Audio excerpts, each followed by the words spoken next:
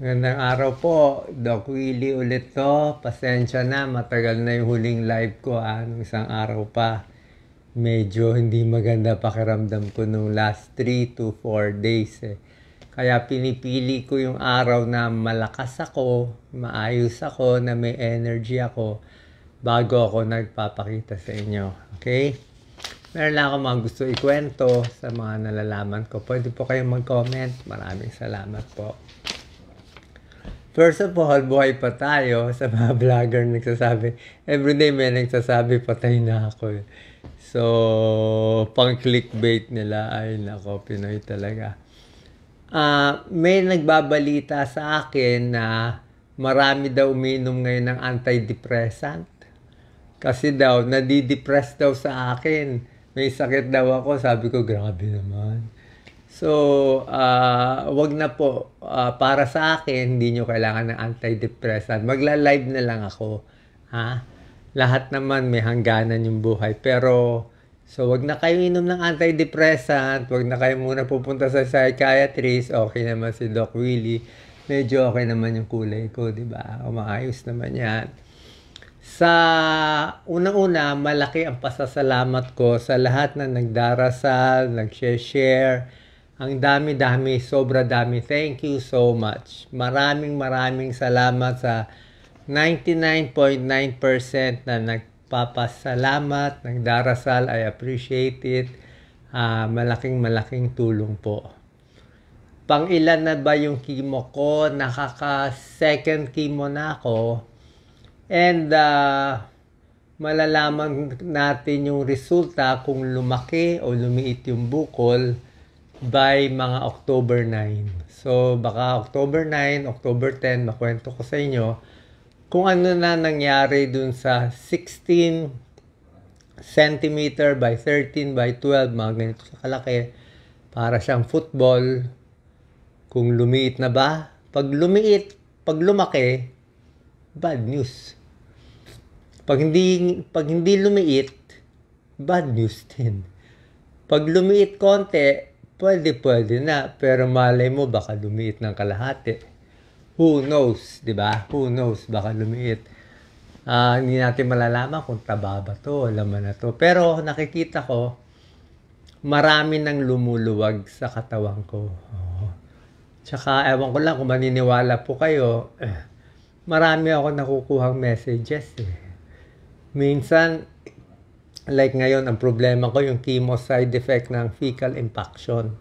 So, isang palang problema dito sa doxorubicin, papatigasin ang dumi mo. Bukod sa mawawala yung buhok mo, ang dumi mo magiging parang bato. So, ang hirap siya talaga. So, lahat ng mga mucosa ko, nagkakasugat-sugat. Ito yung nakita nyo, nangingitim siya. Dark siya maitim siya. Lahat ng dulo maiitim. Pati dito mucosa maiitim. Alam nyo naman dito sa may puwet natin, ano yan, mucosa yan. So, sobra siya sensitive, konting gas-gas, dudugo siya talaga. So, masakit. Pero yung bukol, so far, mukhang mabait naman siya. Hindi siya nanggugulo. Huwag ko lang dadaganan sa kanan. So, I think it's getting better. Nasa kulay, nawala na yung jaundice ko.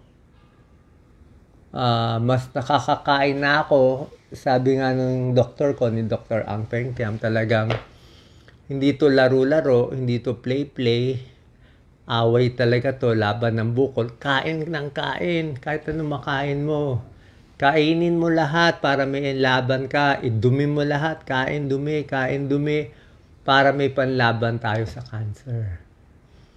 Kasi yung cancer mismo, kumakain siya na sarili niyang pagkain Kinakain niya yung pagkain natin. So pag kumain tayo, may kahati pa tayo. Okay? So maraming salamat. Pag nakita niyo ngumingiwi ako mamaya, baka umaatake yung sakit dito sa puweta.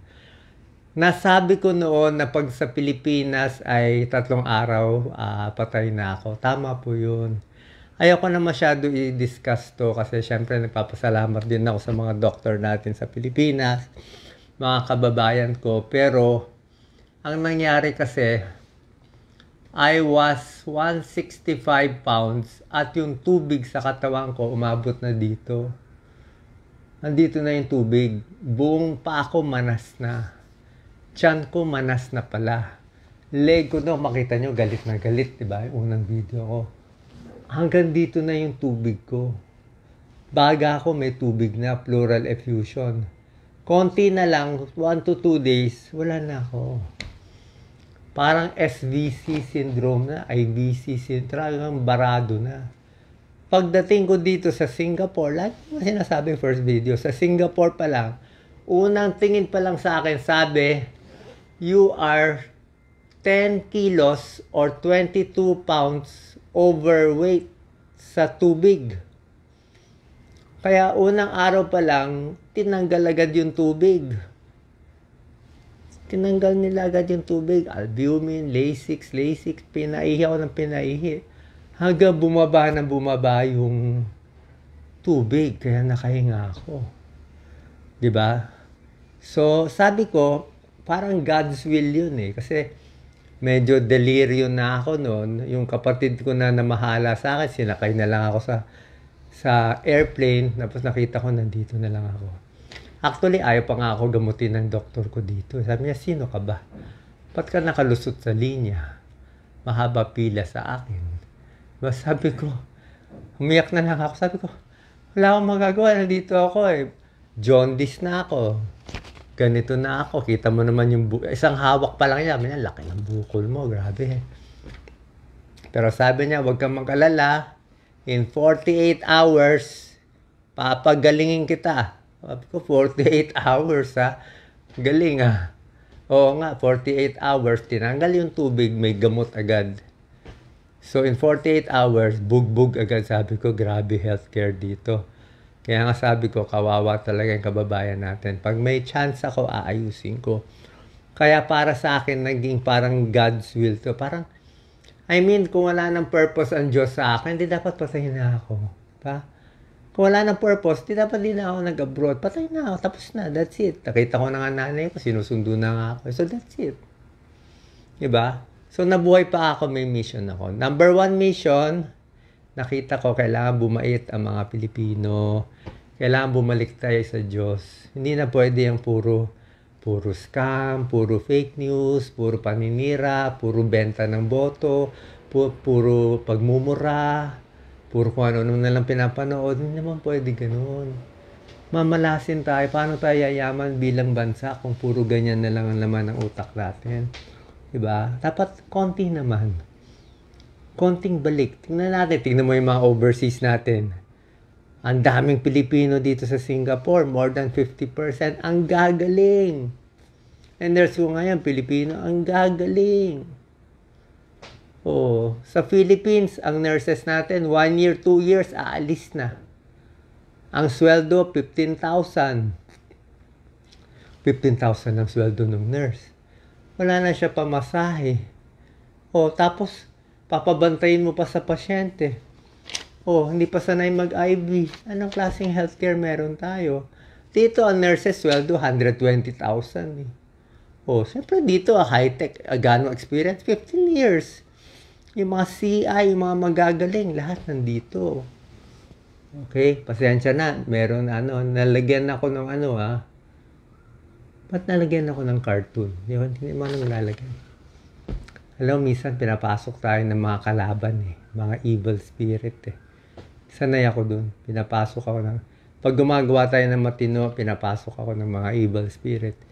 Kasi sinasabi ko nga, parang laban to ng good versus evil. Second mission ko is i-save ko yung bansa sa corruption, sa evils, tsaka ayusin natin yung healthcare. Hindi kayo naniniwala, it does not matter. I have to do it eh. Something's telling me to do it eh. Like nung isang araw, biglang may nagbulong sa akin, kailangan idumi mo lahat yan. Pag hindi mo madudumi lahat yan, hindi lalabas yung idumi mo, iihi mo. Oh, pinilit ko talaga. Kaya pilit ako inom. Kain ako ng kain. Kaya nagulat yung doktor ko. Bagsak lahat ng result eh. Nag-normal lahat eh. Mula abnormal, nag-normal lahat. Kita naman kulay ko.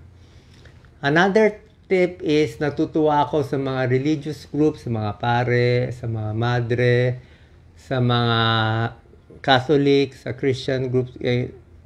Ginagawa the homily. Yung mga kinukwento ko. Actually, every time nagsasuffer ako dito, feeling ko nga Gethsemane. Parang Gethsemane. Alam mo yung Station of the Cross? Feeling ko naka-Station of the Cross ako gabi-gabi. Hindi ko na lang ang kinukwento sa inyo. Pero mahirap. Mahirap na masarap na mahirap.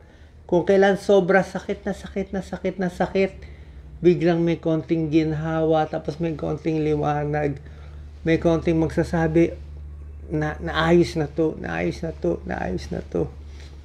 Hindi ko alam kung bakit masarap ang suffering. Hindi ko alam bakit siya masarap. Masarap na, I'm not sure how it goes. Baka alam ng mga pare. Kaya na po mag-explain. Bakit masarap yung suffering?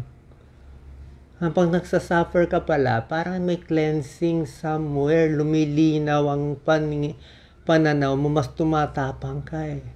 Yun ang kailangan natin. Kaya I don't see this as a curse. I see it as a blessing. Parang kay Job. Alam niyo yung kwento ni Job. Parang kay Judas, marami nag-betray kay Judas. Kaya ako sanay naman ako eh. Tumakbo ako ng 2019, iniwan naman ako ng mga tao. Tumakbo ako 2022, iniwan naman ako ng lahat. Okay na naman yon. Wala namang kaso yon. Pero lastly, kukwento ko na rin sa inyo, announce ko na rin naman, yung mga umabot sa dulo, magpa-file po ako for senator. I'll be filing for senator sa October 2, Wednesday. Nagawa ko na yung papeles, na-notarize ko na. Si Doc Lisa, nasa airplane na ngayon. And na-miss ko na nga si Doc Lisa, kawawa naman. Kawawa naman yung babaeng yun na pinakasalan niya ako. Oh my God. So much suffering for her. Baka hindi ko mabawi this life yung mga utang ko sa kanya eh. Tama na. Race. Basta lalapag yung airplane. At siya magpa-file lang sa akin, pero ako tatakbo. Okay? Tatakbo tayo, papakita natin tunay ang Diyos. This time, we're gonna win it. Gagastusin natin, wala. 500,000 lang, wala. Walang pera, wala kahit kaninong taipan, huwag kayo magbigay kahit piso. Hindi ko kailangan. Okay? Hindi tayo magpapa-under kahit kanino. Pero, first miracle, I have to get well. Second miracle, mananalo tayo ng walang pera. Pag di nanalo, sorry. Pero I'll give it my best shot. Ito ang David versus Goliath talaga. Yung 500,000 ko, bakit 500,000? Siyempre, kailangan magbayad ng airplane. Kailangan magbayad ng hotel. Diba? Yun naman minimum. Lalabanan natin yung mga bilyon. Lalabanan natin yung may mainstream. Lalabanan natin yung malakas sa mga surveys. Oh my God, the surveys. Kung alam nyo lang, tatahimik na lang ako. Quiet. Huwag mo na sabihin. Alam ko na lahat ng pautot at kalokohan. My God. My God. Quiet muna. Relax. At the right time.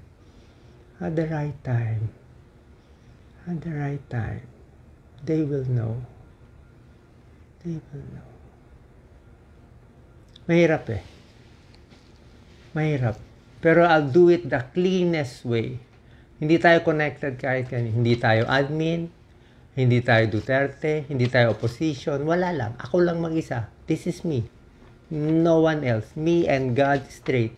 If they help me, thank you. Pag hindi, thank you. Wala. Wala akong utang. Wala akong hinihingi. Gusto ko ba tumulong? Why not? Diba? Walang kapalit. Total, talo na naman ako eh. What have I got to lose? Sa mga hindi nakakaintindi, pagbigyan nyo na naman si Doc. Alam niya ito mission niya sa ano, huwag naman kayo magmamarunong, kayo pa mas marunong. Yung buhay niyo, hindi ko naman pinapakailaman eh. Kung anong paaral mo sa anak mo, okay naman sa akin eh. Feeling niya yun, ang mission niya, tulungan kayo eh. Pagbigyan mo na, gusto niya maging martyr eh. Pagbigyan na siya. Diba? So I thank the religious groups, sa mga Catholic priests, sa mga madre na hindi nagalit sa akin, nagalit dati. Nandiyo ako enough is enough. And sa aking mga kababaeng Muslim, ako ang babait lahat. Thank you. Yun lang po. So sana po, announce ko lang. SOCMED lang tayo. Wala ako hihingiin. This will be the first campaign na ganito. Kung may tutulong, thank you. Alam ko naman walang tutulong kasi pera-pera sa Pilipinas eh, di ba? Pero tignan natin, pag overwhelming kasi ang votes, hindi nila kaya dayain eh. Tsaka tingin ko may magmamagic. Habol ko lang naman number 12. Singit nyo na lang ako. Ong Doc Willie. Doc Willie, ganun lang. That's just as simple as that. Lalabas lahat ng paninila, sabihin nila. Sabihin nilang gusto nila sabihin. Basta trabaho ko, kita nyo naman habang buhay para sa Pilipino, para sa inyo. At kung ano man ginawa ko noon, wala akong alam na ginawa kong masama, puro lang ang ibang tao gumagawa ng masama, in-ending ko naman ng maayos eh. Kung 1 week na lang ang buhay ko, di yun na lang. O mabot ako ng May, baka manalo pa tayo. O bag gumaling ako, matapos ko pa yung term. Diba? Pero hindi ako magpapabay. Hindi ko susundin yung style ng iba kasi walang pinuntahan ng style ng iba eh. Lubog ang bansa. Hindi nyo alam gaano kalubog ang bansa natin. Kailangan natin mga Lee Kuan Yew style. Kailangan natin ng bago. Hindi na pwede yung mga old style eh. Diba? Hindi na pwede. So I'm just giving people a chance. Yun lang po. So I thank everyone. Salamat sa lahat. Wala akong galit kahit kanino. Salamat sa admin. Salamat sa mga Duterte. Salamat sa mga opposition. Kaibigan ko naman lahat. Di ko naman kayo gagalawin. Basta yung akin lang. Aayusin ko yung akin. Yun lang ang gusto kong ayusin. So thank you so much. God bless po. Sana po maintindihan niyo yung gusto kong gawin. Bakit kailangan? Kasi hindi ako masaya. Kung mabubuhay lang ako para kumain sa hotel, wag na lang. Kayo na lang, magbukbang na lang kayo kumain. Useless life. Useless life, sayang lang. Pabigat lang sa mundo. Kung isang tao, mabubuhay lang pansarili, magnanakaw pa. Sabihin ni God, istorbo kayo, huwag ka na lang dyan mabuhay. Siyempre, pipiliin ni God yung matitino na mga medyo mababait na iaangat yung bansa. Iaangat eh. Yun ang habol natin. God bless, lalo sa kabataan. Thank you.